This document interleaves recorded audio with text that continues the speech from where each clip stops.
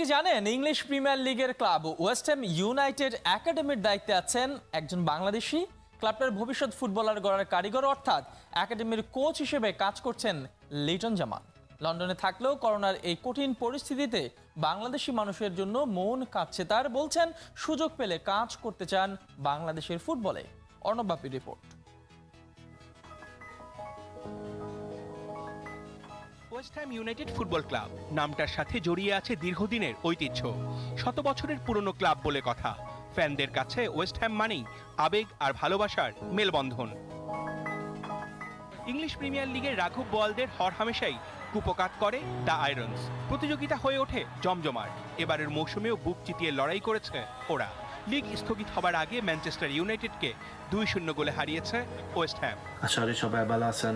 আমার নাম হইল লিটন জামান। আমার বাড়ি হইল Betafur, Nabiganj, Sylhet. West Ham United football ক্লাবের মতো এত বড় একটা ক্লাবের পাইপলাইন সামলানোর গুরুদায়িত্ব বাংলাদেশি বংশোদ্ভূত ফতেপুর সিলেটের লিটন জামানের। খুদে ফুটবলার গড়ে তোলার কাজটা উপভোগ করেন দারুণভাবে। দীর্ঘ 15 বছরের কোচিং ক্যারিয়ার। স্থানীয় গণমাধ্যম প্রায় ওকে নিয়ে করেছে প্রতিবেদন। নিজেকে ভাগ্যবান মনে করি, কারণ একজন কিশোরের মনে বড় ফুটবলার হবার বীজটা বুনে দেবার কাজটা করতে পারছি। বিশ্বের নানা প্রান্তে ফুটবলের জন্য যেতে হয়েছে আমাকে। যতটুকু অর্জন করেছি সেই অভিজ্ঞতা থেকেই উঠতি ফুটবলারদের শিক্ষা দেই। ভালো অভ্যাস তৈরির মধ্য দিয়ে নিজের সামর্থ্যর সবটুকু দিয়ে চেষ্টা করতে হবে। প্রায়ই বেড়াতে আসেন বাংলাদেশে। নারীর টানে ছুটে যান সিলেটে। বিদেশের মাটিতে বড় হলেও দেশের মানুষের প্রতি ভালোবাসাটা সেই ছোটবেলা থেকেই। আমি বেশ কয়েকবার গিয়েছি ঢাকা এবং সিলেটে। ফুটবলের জন্য কাজ করার সুযোগও হয়েছে। ওখানে সবাই আমার খুব আপন মনে হয়।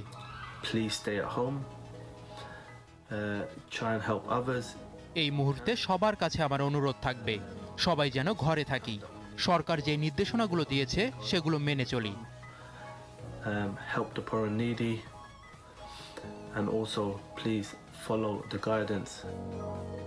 করোনা সংকট কেটে গেলে বাংলাদেশের ফুটবলে কাজ করার ইচ্ছা লিটনের। অর্ণব বাপি, ৭১। হার মেনে নেয়ার নাম জীবন না, লড়াই করে বেঁচে থাকার নামটাই তো জীবন। আশারে একটা রেখা দেখে সেটা আঁকড়ে ধরে থাকার নামই জীবন। করোনার সাথে যুদ্ধে মানবজাতির জয় হবেই হবে। এই মহাযুদ্ধে আপনার পাশে আছে খেলা যোগ। জীবন যুদ্ধে কিভাবে ঘুরে দাঁড়াতে হয় সেই গল্পে আজ জানাবো অ্যালেক্স রুইজের কথা। আর জানাচ্ছেন ইমরান হোসাইন। খেলাধুলা মানেই ভ্রাতৃত্ব, যেখানে একটা দলের সবাই একতাবদ্ধ। গৌরবে, জয় পরাজয়ে, আত্মত্যাগে। খেলাধুলা শেখায় মানুষকে ঘুরে দাঁড়াতে, লড়াই করতে। অ্যালেক্স রুইজ ছোটবেলা থেকেই যার সবটুকু ঘিরে রাখবে, তার ভালোবাসা আর চেষ্টায় তাকে কলেজ রাগবির অন্যতম সেরা প্লেয়ার বানিয়েছে। স্বপ্নের পথে ছুটে চলা, আগামীর সোনালী ভবিষ্যতের জন্য নিজেকে একটু একটু করে গড়ে তোলা।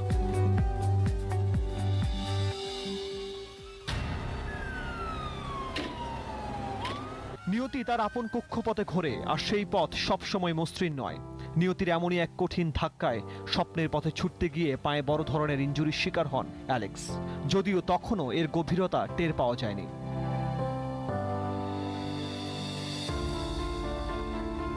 3 সপ্তাহ পর হাসপাতাল থেকে বাড়ি ফেরা অসুস্থ অ্যালেক্স পরিবারকে অনুরোধ করে মাঠে নিয়ে যেতে। হুইল চেয়ারে বসেই ক্যালিফোর্নিয়া শিকাগোর মধ্যকার ম্যাচ দেখতে আসে, যাতে হঠাৎই ঠিক অ্যালেক্সের মতোই এক দুর্ঘটনায় পায়ের ইনজুরিতে পড়েন রাগবি তারকা জ্যাক মিলার। গল্পটা দুটো ভিন্ন জায়গার হলেও একে এক বিন্দুতে নিয়ে আসে মিলারের অফিসিয়াল টুইটারে পোস্ট করা এক স্ট্যাটাসে, যাতে সবাইকে অবাক করে দিয়ে মিলার অ্যালেক্সকে উদ্দেশ্য করে মানসিকভাবে শক্ত থাকার আহ্বান জানায়। একই ধরনের ইনজুরি হওয়ায় মিলার তাকে SMS পাঠায়, তাকে অনুপ্রেরণা যোগায়। হাসপাতালের বিছানায় শুয়ে নিয়মিত অ্যালেক্সের সাথে কথা বলে মিলার। এর মাঝে একাধিক অস্ত্রোপচারের মধ্য দিয়ে সুস্থ হয়ে ওঠে সে। তবে সব আশা চেষ্টা ধূলিসাৎ করে দুর্ভাগ্যকে বরণ করে পা হারায় অ্যালেক্স। কোনো কিছুর পাওয়ার আকাঙ্ক্ষায় বিধাতা সবসময় পথ করে দেয়। সেই পথ ধরেই অ্যালেক্সের কঠিন এই সময়ে এগিয়ে আসে আমেরিকান রাগবি দল। আর্টিফিশিয়াল পা উপহার দেয়, সাথে ব্যবস্থা করে দেয় সব ধরনের প্র্যাকটিসের সুযোগ সুবিধার। সময়টা কঠিন ছিল, তবে অ্যালেক্স থেমে যায়নি। আর্টিফিশিয়াল পায়ে নিজেকে সে দাঁড় করায়, আর ঠিক 1 বছর পর আবারও স্বপ্নের পথে মাঠে এসে দাঁড়ায়।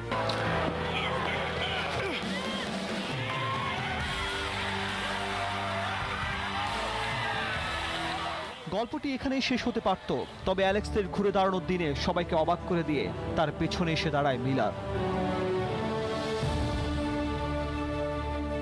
হোঁচট খাওয়া মানেই থেমে পড়া নয়, কেউ হাত বাড়িয়ে দিলে, স্বপ্নের পথে ছুটে চললে আবারও যে উঠে দাঁড়ানো যায়। ইমরান হুসাইন, ৭১। শফিউলের এই ছবিটা দেখে অবাক হবার কিছু নেই। 2010 সালের এই শফিউল সেই সময়টা আবারও স্মরণ করেছেন নতুন করে, কারণ এখনকার সময়ে খবরের চোখ পাতলেই শুধু করোনা, প্রতিদিন বাড়ছে নতুন সংক্রমণ আর মৃত্যুর মিছিল। স্বস্তির খবর নেই কোথাও, বন্ধ আছে সারা দুনিয়ার সকল খেলাধুলা। হাজারটা মন্দ খবরের ভিড়ে খেলাযোগ কিছুটা পেছনে ফিরে গিয়ে ভালো খবরের স্মৃতি রোমন্থন করতে চায়। দেশের ক্রিকেটের বাগবদল আর উল্লেখযোগ্য সব জয়গুলো ফিরে দেখবে খেলাযোগ। এই পর্বে 2010 সালে ইংল্যান্ড বধের স্মৃতি রোমন্থন করেছেন এই শফিউল। শুনেছেন নাহিয়ান বিন জসিম। প্রথমবারের মতো টাইগারদের ইংল্যান্ড বধ, তাও আবার ইংলিশ মুলুকে। মাত্র 236 রানের পুঁজি নিয়ে তাদের মাটিতেই জয় পাওয়া যে কোনো দলের জন্যই কঠিন সাধনা। তখনকার বাংলাদেশের জন্য তো বটেই, সম্ভব হয়েছে বোলারদের কল্যাণে। মজার বিষয়, নাটকীয় ওই ম্যাচে প্রথম দফায় জয় উৎসব করতে গিয়েও ধাক্কা খেতে হয় টাইগারদের।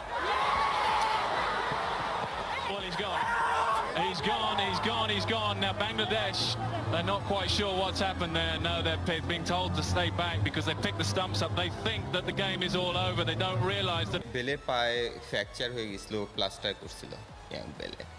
তো যখন 9 নম্বর উইকেটটা পড়ে, তখন আমরা মনে করছি যে বেল মনে হয় আসবে না। আমরা তো করতেছি, দেখি যে ও নামছে করে। তো আমার বিশ্বাস ছিল যেভাবে হোক বাউন্ডারি না খাই বা 2 রান যদি না দেয়, তাহলে 1 রান দিলেও বেল হয়তো বা কমফোর্টেবলি খেলতে পারবে না, কারণ পা তো প্লাস্টার করা। ঠিক ওই সময় শেষ ওভারের গুরু দায়িত্বটা পড়ে শফিউলের কাঁধেই, যখন 6 বলে দরকার মাত্র 10 রান। মাত্র বলার একটাই কারণ, উইকেটে ছিলেন 94 রানে ভয়ঙ্কর হয়ে ওঠা ব্যাটসম্যান জোনাথন ট্রট। লাস্ট ওভারে মনে হয় 8 কি 10 রান লাগে। আমি প্রথম বলে 2 রান হয়েছে, দ্বিতীয় বলেও 2 রান হয়েছে।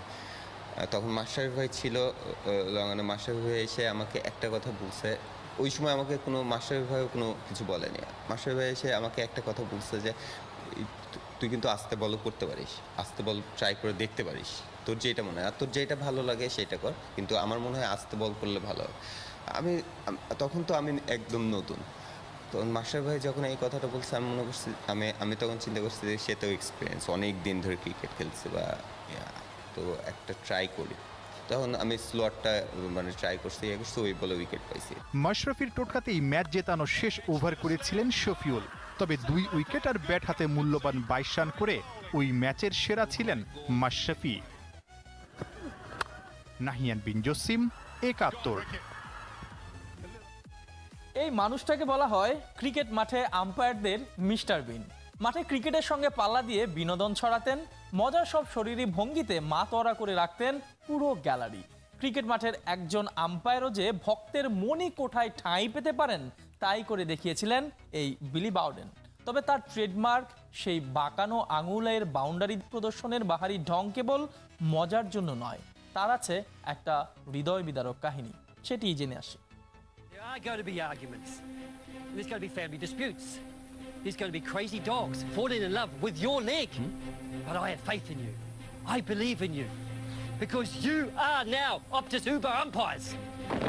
খুব সিরিয়াস, একঘেয়ে কিংবা বোরিং আম্পায়ারিংটাও যে বিনোদনের পর্যায়ে নেওয়া যায়, তাই করে দেখিয়েছিলেন এই মানুষটা। থমথমে গোমরা মুখের আম্পায়ারদের যুগে বিলি বাউডেন যেন দিক বদলের দিশারি। এক বিজ্ঞাপন চিত্রে এভাবেই ফুটে ওঠে তার মজার সব সিগন্যালগুলো। ক্রিকেট ফিঙ্গার বা আঙুল বাঁকা করে আউট দেয়া বিলির ট্রেডমার্ক 4 ছক্কা প্রদর্শনীতেও সবার থেকে আলাদা। কেন এমনটা করেন বিলি? শুধুই কি দর্শকদের বিনোদনের জন্য? এমনটা ভেবে থাকলে আপনি ভুল।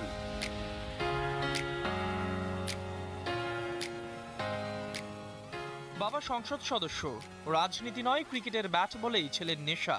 স্বপ্ন ছিল ক্রিকেটার হবার, কিন্তু 21 বছর বয়সে রিউমাটয়েড আর্থ্রাইটিস রোগ তার স্বপ্ন কেড়ে নেয়। এই জ্বরের পর থেকে বিলি আর কখনোই আঙুল সহ হাতটাই আগের মতো আর সোজা করতে পারেনি।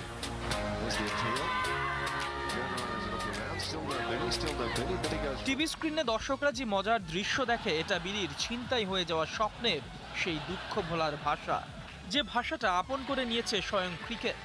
তাই তো দুহাত নাড়িয়ে তার চার দেয়াকে বলা হয় ক্র্যাম্প সুইপিং, তার ছক্কা দেওয়ার স্টাইলের নাম সিক্স পেস হক।